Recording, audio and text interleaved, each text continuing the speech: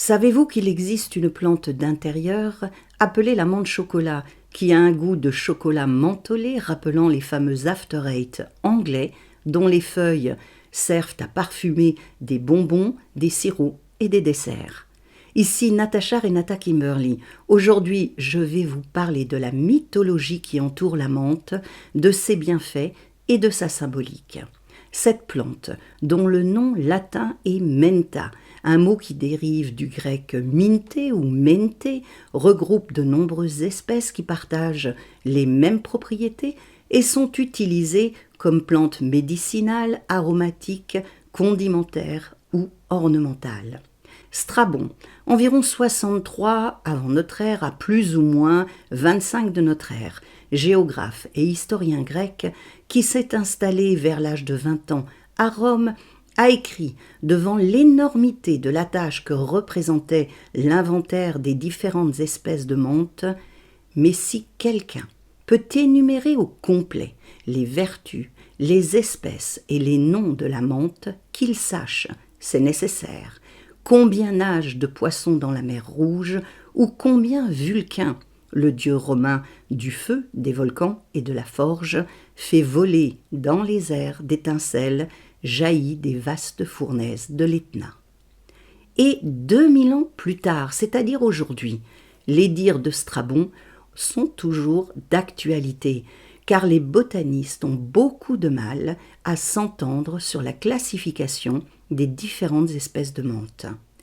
Toujours est-il que seules 6 espèces sont employées au niveau mondial pour la production des huiles essentielles, à savoir la menthe aquatique, la menthe du Canada, la menthe verte appelée également menthe douce, et leurs 3 hybrides que sont la menthe gracilis, la menthe poivrée et la menthe longifolia. Cultivée depuis l'Antiquité pour ses propriétés digestives, spasmolytiques, carminatives, antiseptiques, toniques, antioxydantes et stimulantes, la menthe, qui est une véritable source de fer et de manganèse, possède une bonne teneur en vitamines et en minéraux et contient une grande quantité de menthol à l'origine de la sensation de fraîcheur, voire de froid, que l'on peut éprouver lors de son ingestion. Bien qu'elle soit originaire d'Europe et du bassin méditerranéen, l'Asie reconnaît également depuis fort longtemps les vertus médicinales de la menthe qui fait partie de sa pharmacopée. Dans le Yunnan, une région du sud-ouest de la Chine, la menthe entrait pour une grande partie dans la composition d'une soupe très prisée qui permettait la purification du sang et la détoxification de l'organisme de celui qui l'ingérait. Des hiéroglyphes égyptiens sur les murs d'un temple daté d'il y a environ 4000 ans mentionnent la fabrication de différents parfums liturgiques à base de menthe. On a également retrouvé dans certaines tombes égyptiennes d'il y a plus de 3000 ans des feuilles de menthe consacrées à Horus, le fils d'Isis et d'Osiris. Les pharisiens, qui constituaient l'une des 4 sectes juives décrite par l'historiographe romain juif Flavius Joseph, 37 à 100 de notre ère, dans son ouvrage La guerre des Juifs, payait une dîme sur la menthe car celle-ci était considérée comme un produit précieux dont ils avaient besoin pour la composition d'un breuvage sacré. Chez les Grecs, la menthe servait à soigner les angines et les maux de ventre, mais elle était surtout indissociablement liée à l'histoire d'Hadès, frère de Zeus et de Poséidon, maître incontesté des enfers, dont le règne se situe sous la terre, et de Minté, fille du Cocyte, l'un des 5 fleuves des mondes infernaux. Minté avait l'habitude de se prélasser au bord du fleuve, ce qui explique peut-être la raison pour laquelle la menthe pousse surtout au bord de l'eau. Un jour, Hadès, qui passait dans les environs, perçut un parfum puissant et enivrant, celui de Minté.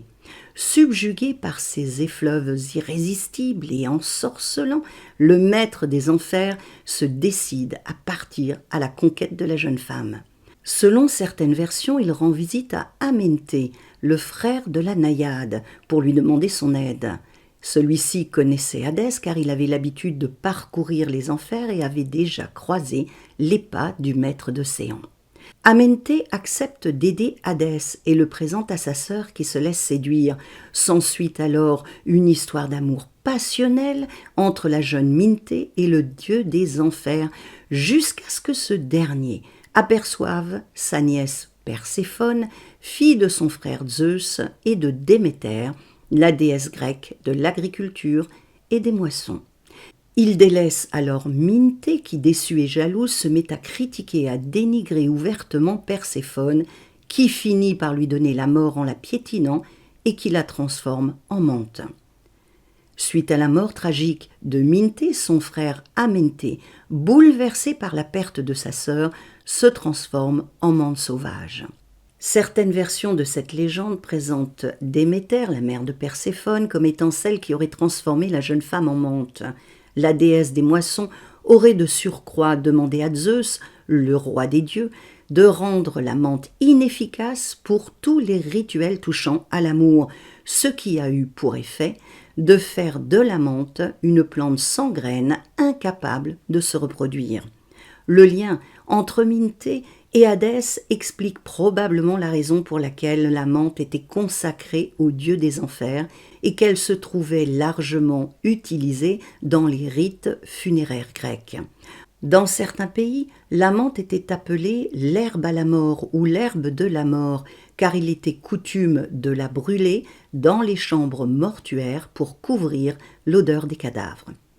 Hippocrate, 460 à 377 avant notre ère, médecin et philosophe grec, considéré comme étant le père de la médecine. Aristote, 384 à 322 avant Jésus-Christ, philosophe grec et disciple de Platon, ainsi que Pline l'Ancien, 23 ou 24 à 79 de notre ère, écrivain et naturaliste romain, étaient tous persuadés que la menthe appliquée sur le sexe d'une femme avait la capacité d'empêcher la conception. Quelle drôle d'idée! Fallait tout de même la trouver.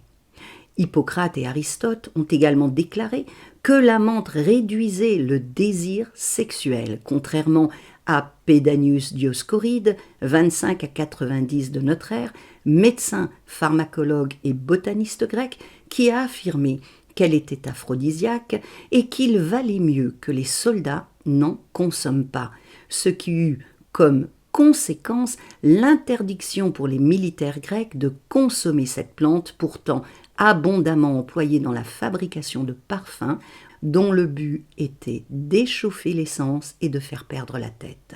Des études récentes semblent confirmer la réputation aphrodisiaque de cette plante que les Romains utilisaient pour aromatiser leur vin et consacraient d'ailleurs à Vénus. À Rome, les sols des chambres nuptiales étaient recouverts de feuilles de menthe censées favoriser les ébats des jeunes mariés. Ovide, 43 avant Jésus-Christ à 17 ou 18 après Jésus-Christ, poète latin connu de nos jours pour ses ouvrages nommés L'art d'aimer et les Métamorphoses, parle de ce lien entre la menthe et la déesse de l'amour et écrit dans les Fastes un traité sur le calendrier romain et les fêtes religieuses qui l'accompagnent, que les courtisanes prononçaient les paroles suivantes en dédicaçant leur bouquet. Vénus protège le trafic de celles qui se sont vouées à toutes les voluptés. Donnez à votre souveraine la menthe qu'elle recherche, avec le myrte qui lui est consacré. Toutefois, cette plante avait aussi la réputation, chez les Romains et chez les Grecs, de favoriser le travail mental et intellectuel, et il était de coutume pour les étudiants de la porter sous forme de couronne au moment des examens. Chez les Celtes, la menthe était employée pour éloigner les mauvais esprits et purifier les espaces de vie. Hildegard von Bingen, 1098 à 1179, nonne bénédictine germanique et mystique, fait état quant à elle de 4 types de menthe, la petite menthe, la grande menthe, la menthe d'eau et la menthe romaine, et leur reconnaît des qualités digestives, antitussives, expectorantes et mucolytiques.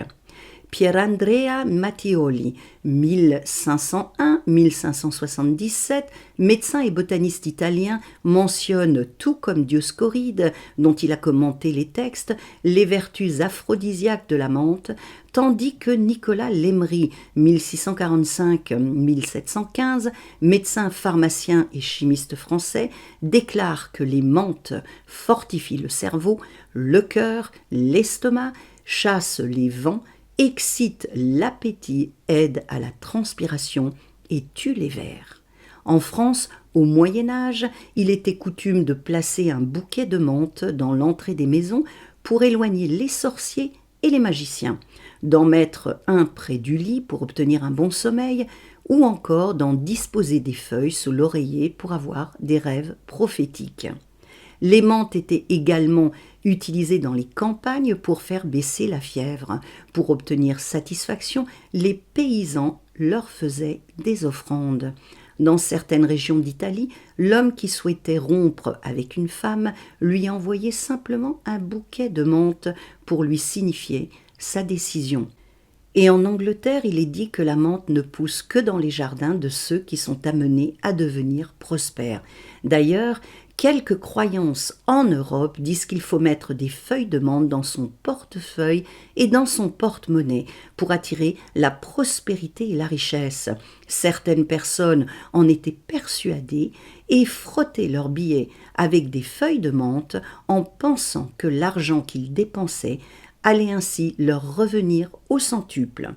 Appelez la menthe dans votre vie, la consommer régulièrement et voyager avec elle vous permettra de réveiller votre esprit, d'aiguiser votre attention, de rafraîchir votre mémoire, de relancer votre corps émotionnel, d'affiner vos perceptions et d'exprimer votre créativité de façon originale. Si vous souhaitez être plus motivé, vous sentir plus vivant et plus gai, et développer votre sens de l'hospitalité, la menthe est la plante qu'il vous faut et que vous pouvez solliciter, car elle vous permettra de développer votre constance et votre endurance, de digérer ce que la vie vous a présenté et d'éliminer ce qui ne vous correspond plus. Je vous propose de visionner une autre vidéo que j'ai faite et qui porte sur les enfers grecs dont je vous ai parlé aujourd'hui. Des enfers qui n'ont rien à voir avec les enfers judéo-chrétiens.